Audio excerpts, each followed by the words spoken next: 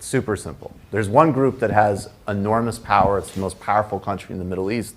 It's backed by the United States. It acts on another population of people with total impunity and is never held accountable for anything. You're saying civilians can leave, but only through the Rafah border, correct? At this point, yes. So they can't because come. Where else? Your country. They can come into Israel. Speaking of important conversations, I do not want to, I think it would be remiss because I know a lot of people are afraid to have this conversation. And we're talking about the conversation of the war. Palestine is under attack. Israel and Palestine. We know Hamas, Gaza. These are names and terms that have been thrown around. And Ben, before we start, I actually just want to go in, and if you can give just a short summary for, like I said on Leftist Mafia, for the people in the back who are afraid to have this conversation, don't understand what's happening, and they're just not sure what it's about. Last week, there was an attack by the militant group Hamas against Israel, particularly in the southern borders of Israel, right where the Gaza Strip is. They broke out, and I'm using that phrase specifically, they broke out of the Gaza Strip, and Hamas began to torture and kill in some really barbaric fashions Israelis. In retaliation for that, in the past 7 days, the government of Benjamin Netanyahu, the Israeli government, has killed 2,215 Palestinian civilians, including 724 children. I want to repeat that: 724 Palestinian children and 458 Palestinian women have been killed. 70 of them were killed after the government of Benjamin Netanyahu and Israel ordered the Palestinians in the north part of the Gaza Strip to evacuate because they were coming through. They gave them an order to evacuate, and as those 1.1 million Palestinians evacuated, they only had 24 hours to evacuate, y'all. 24 hours to evacuate 1.1 million people. It was already impossible. It was already a death sentence. But as those people started to evacuate, the Israeli Air Force bombed a convoy of civilians, and 70 women and children, you could see their bodies splayed on the ground over social media, died as a result of this attack directly on a convoy of people trying to evacuate per the orders of Benjamin Netanyahu. I'm putting this much emphasis on the horrors of the Palestinian people because at this point, the Benjamin Netanyahu regime has allowed its righteous indignation over what the Hamas militants did to turn into genocide. And the fact that the United States of America, President Joe Biden, is not only co-signing it, but proudly, boldly standing with Israel as they commit in real time. Right now, as we speak, they are committing a genocide of the Palestinian people in retaliation for what Hamas did. So Hamas needed to be obliterated, and that's what Israel's doing. It's not to take out Palestine itself. Well, it's hard to make that distinction when Palestine, this particular Gaza Strip, is the most dense, one of the most densely populated areas in the world, where you have 2.2 million people in a 25-mile long strip of land. I mean, that's smaller than Jacksonville, Florida. That's smaller than a lot of cities in the United States or regions in the United States of America. 2.2 million people. Half of those 2.2 million people are children. Right. And so whereas the Benjamin Netanyahu regime in Israel, they have the right to defend themselves against the attacks of Hamas, it's not Hamas that's doing the dying here. It's the children of Palestine. It's the women and children of the Gaza Strip that are doing all of the dying. I haven't seen one Hamas militant dead on the ground, but I've seen hundreds of Palestinian children dead on the ground. Hamas needs to be condemned. In my personal opinion, I would 100% support extrajudicial assassinations of the Hamas leadership and their financiers, those rich financiers who are sitting on yachts. I don't only condemn Hamas, but I feel like I would much rather see the financiers of Hamas paraded around on television than these 724 children. They're going after the wrong people. They're going after children instead of the people who made this happen. A lot of times people hear this and instantly the support immediately goes to Israel. And I'm not saying that, and let me be clear, especially on this show, nobody should be dying. That's right. No one should be dying in Israel or Palestine No one should be dying right now. This is out of control. It's out of hand. But with that being said, what I do always see is immediate support for Israel. And so my question again, before we get to this, why is it that why do you think people are so afraid to speak up? And when people are speaking up, we're hearing things like the leader of our own nation, President Joe Biden, say that Israel's under attack, and those things. And when we hear that, the American people are going to side with their leader. And so tell me, why is it that they're afraid to talk about what's actually happening in Palestine, or why is it that they don't want to come out and support Palestine? Well, because there is a conflation, a false equivalence being made between the Hamas militants who committed this act of terror last week and every single Palestinian. In fact, they've extended it. They're not just when they say Hamas, they're not just talking about Palestine anymore. They're talking about all Muslims at this point. And so what has happened is anybody who comes out in support of Palestine, anyone who comes out in support of the Palestinian people, in fact, anyone who comes out and stands against 724 children being killed in Palestine, we're all lumped together and say, oh, you support Hamas terrorists. No, not at all. In fact, I would like to, again, see the leadership of Hamas that is comfortably resting in Egypt right now. Why don't you go get them?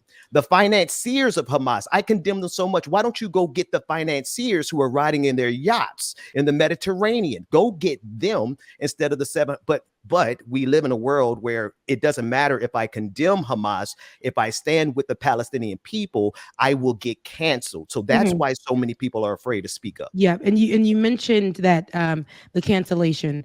If anybody knows, commentator and journalist Marc Lamont HIll actually talked about being let go, actually discussing this in a past job before this incident, had a conversation about it, made his statements about Israel and Palestine, and was fired from the job for going outside of standing with Israel. People like to throw out, if you don't side with Israel, you're being anti-Semitic, right? And that's being thrown around so loosely. And people are easily just saying, hey, you're being how are you? So you're anti-Jew, all of that. And it's like, that's not what's being said. Go ahead, Ben. And that's because people, and this is political propaganda, people want to say that this government of Israel represents all Jewish people. It does not. Right now, Benjamin Netanyahu is 86% of Israeli Jews. That means the people who are literally there in Israel right now, they fault Benjamin Netanyahu for this because he ignored the intelligence. 51% of Israeli Jews want Benjamin Netanyahu to resign. But what happens in the United States of America is that if you say anything against the government of Israel, they say that you're anti-Semitic. No, I'm not. I'm just agreeing with the 51% of Israeli Jews who want Benjamin Netanyahu to resign. We are here where we are because of the far right-wing politics of Benjamin Netanyahu, all the way back from the assassination of Yitzhak Rabin, all the way to today. We are here because of Benjamin Netanyahu, and the Israeli Jews who oppose them. They are wise enough to let it be known that he needs to resign, but you can't say that in the United States of America without being labeled anti-Semitic. Yep. Right. And for people who don't know, who is Benjamin Netanyahu? The prime minister of Israel. And he is, the best way to understand him is that he is Israel's Donald Trump. He is also Israel's Vladimir Putin. There is this dictatorship, and there is this way of control, and how he tries to frame it. You're trying to play it down when what we're seeing does not match with what you're saying. You're killing people. But let's see. Let's take a look at this clip. And I was just speaking about Marc Lamont HIll, so let's take a look. He's having a conversation with the former foreign minister, and things get real. So let's take a listen. Situation, quote, will only deteriorate exponentially, and that crucial life-saving supplies, including fuel, food, and water, must be allowed into Gaza. So the UN is saying you must do this. You are saying you're not going to do this. How do you? No, we're not saying that. He's saying doing it immediately. What I'm saying is what you're doing. No. He's saying doing it immediately. I got you. I'll tell you exactly what we're saying. I'm saying We will do everything for the Gazan people. Once and now, we demand immediate surrender, unconditional surrender of Hamas. If Hamas people come out with their hands up and clear their weapons, believe me, everything will be restored to Gaza. It is Hamas in Hamas hands. Okay, now I understand. Thank you for clarifying that, sir. I think we're actually on the same page here. You're saying that once Hamas leaves, you'll grant the Gazan people food, shelter, fuel, electricity, hospitals, schooling. And if they don't, and if Hamas doesn't leave, then they'll continue to starve and die in hospitals. You are defining for the international community right now collective punishment. You're saying until Hamas acts differently, the 2 million people in Gaza are going to be treated this way. And once Hamas acts differently, these 2 million people in Gaza will be treated better. That is exactly what collective punishment is. You're holding them accountable for the actions of others. That is the definition, the textbook definition of collective punishment, sir. Now, you may accept that that's what you want to do, but this is absolutely a contravention of international law. Well, I'll tell you exactly. No, had we pushed them into the wall, we're not pushing them to the wall. We want to open a humanitarian corridor so they can leave. But if Hamas, so that who can leave? Citizens? You're saying civilians can leave, but only through the Rafah border, correct? At this point, yes. So they can't come. Where else? Your country. They can come into Israel. I'm telling you one more thing I want to say. I want you to address that point. Don't just smile, sir, respectfully. You're saying you're making a corridor. They can go to Egypt. You're bombing them. You say you want to save them, but they can't come in. What else more is there to say? Is this is just an admission to me. I don't have a lot to say other than these are some real ass times that we're living in. To see at this level the justification of the murder of so many civilians in a way that's not going to make Israel any safer. And certainly, I wish somebody advising Joe Biden would let him know that this is absolutely going to weaken the United States of America. I mean, just put aside the immorality of it, because it seems like most people in the West, I hate to use that, but a lot of people in the West don't seem to care about the immorality of this genocide. They are rightfully concerned with the murderous campaign of Vladimir Putin. Correct on that side, America. But you're on the wrong side of this. And I feel like there's a lot of people who make the kind of excuses that we just saw in this clip, the kind of excuses to justify the killing of these people, these women and children. And there's no justifying it. It's morally wrong and repugnant. And it's also going to backfire not only on Israel, but it's going to backfire on the United States of America. The smiling, the smiling, the excuses, and trying to tell us what we are hearing and seeing is not what he's saying.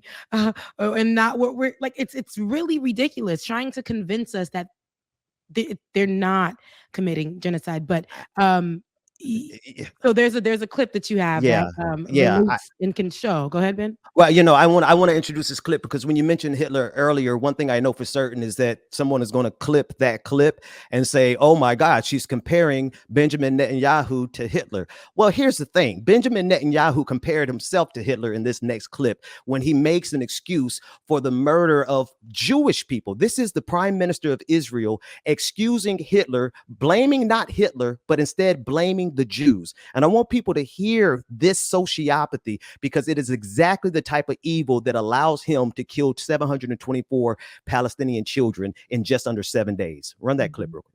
Hitler didn't want to exterminate the Jews at the time. He wanted to expel the Jews. And Haj Amin al-Husseini went to Hitler and said, if you expel them, they'll all come here. So what should I do with them? He asked. He said, burn them.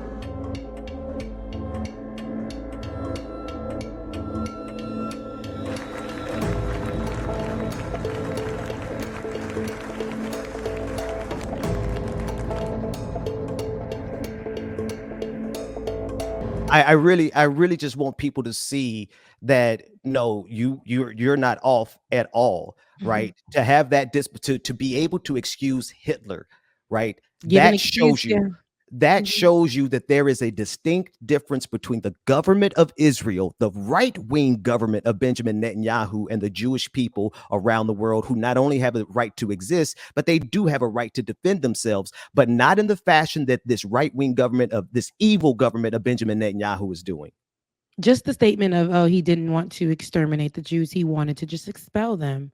Right. And here's the thing, because of the religious belief, or however that they want to say it, for people who just don't think like you, do you think because that's, to me, as I look and I try to figure out what the issues may be, and they try to blame it on the terrorist group, and it's so easy to blame Middle Eastern more closer, for that. So people automatically believe Palestine and this, and if we throw around, and not to say that Hamas isn't that group, but they make Palestinians, and particularly in the news right now, just people that are in connection with Hamas or whatever the case may be. And that's how people are going to just say those people aren't good people. And then on top of that, because they aren't Jews, so because they serve somebody else or they believe in something else, that's where the issue lies. And that, to me, is like, so that should be the cause of genocide because the people are different.